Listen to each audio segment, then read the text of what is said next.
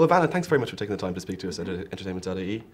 It's well known that you got picked for the role of Luna Lovegood after attending an open audition with about 15,000 other hopefuls, but you were also quite a fan of the books and things like that beforehand.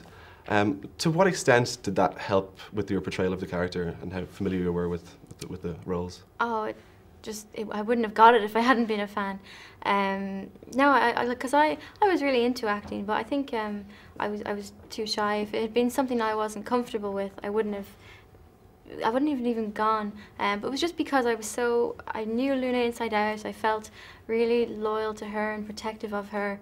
And if it had been a film, a random audition I just gone to, I wouldn't have been confident enough to even speak to the casting agent. So yeah, that's how I got the part.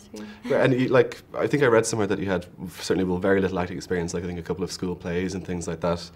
I played St. Francis of Assisi, have you know? Oh, did you? I heard you were very good as well. When I was in first class, I think, yeah. Excellent. And, I mean, you're coming from things like that and going into one of the biggest movie franchises of all time.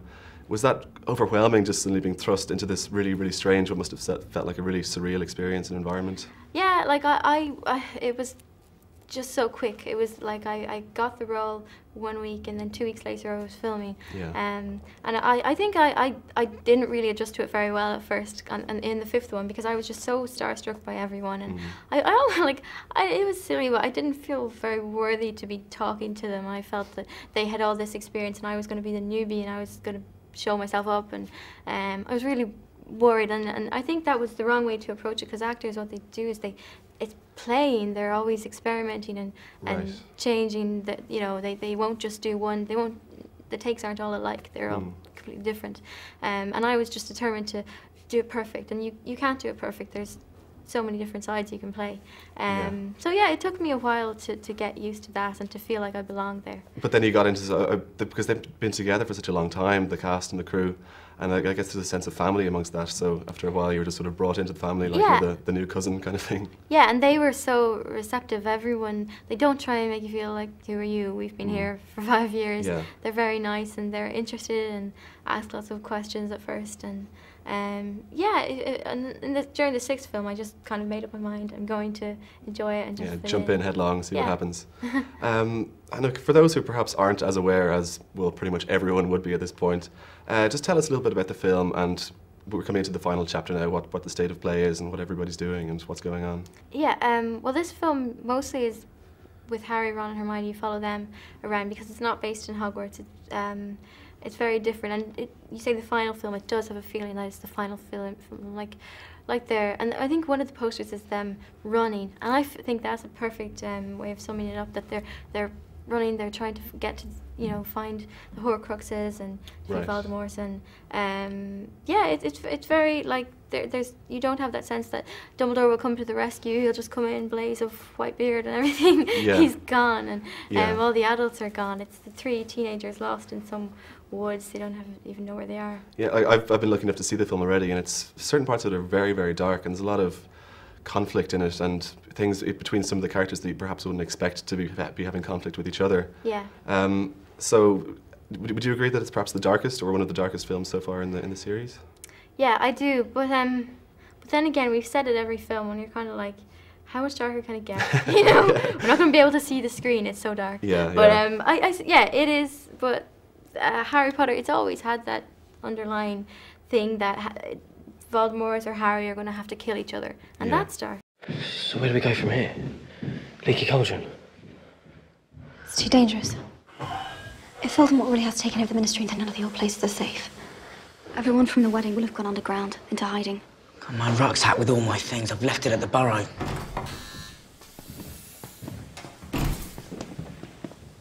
You're joking? I've had all the essentials packed for days, just in case. By the way, these jeans, not my favourite.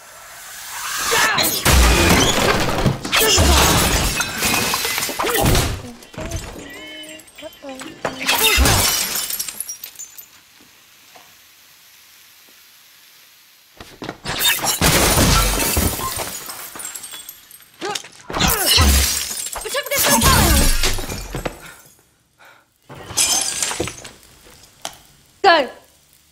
Leave! It's just, what are your ambitions now that you've kind of completed work on this project? What do you see yourself for yourself in the future? I would like to do more acting. I really enjoy it, and I think it's something I definitely want to do, especially at this age, because Right. you just learn so much from all the adults. I think you grow up quicker when you're forced to work with people you wouldn't normally. Because I used to be a lot shyer, and I wouldn't push myself forward for things. But now, you know, especially in the acting industry, if you don't get heard. You have to raise your voice. Yeah.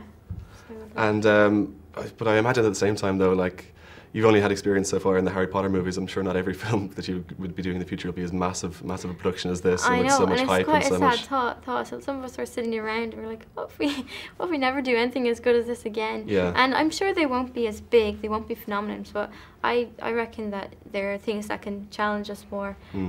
Because a lot of us, we've settled into these characters. We've become, you know, it's just playing another part of yourself. It's not that difficult. Yeah. And just finally, because I'd just like to ask about what the feeling on set was, because it's obviously this big long journey is coming to an end. Was there sort of a bittersweet element to kind of wrapping this up? Yes, very bittersweet is the word, because, you know, it's been a long time, and some people, I think a lot of the young actors, well, we all really love it. You kind of think, what about school? What about other projects? You're cocooned. But I didn't want it to end. I was happy. And I think they're sort of thinking of doing some sort of Harry Potter museum. And I was like, I'll happily be a tour guide. Yeah, fantastic. But no, everyone, like on the very last day, Yeah. it was very sad. At first we were enjoying it, and we were like, you know, because it's a good scene, it's a big scene. But then they said wrap, and everyone was hugging and saying goodbye, and you're like, I don't want to say goodbye. Yeah, one more day's shooting, please. Yeah. Anyway, listen, Ivana, thank you very much for taking Thank the time you. to speak to us, and it's a Great. pleasure to meet you. You too, thank you. Take care now, thanks. How can I help you, Mr. Potter? Well, actually, it was about something you were wearing around your neck at the wedding. It was a symbol. You mean this? Yes. That, exactly. What we wondered is... what is it? What is it? Well, it's the sign of the Deathly Hallows, of course. The what? The what? The Deathly Hallows.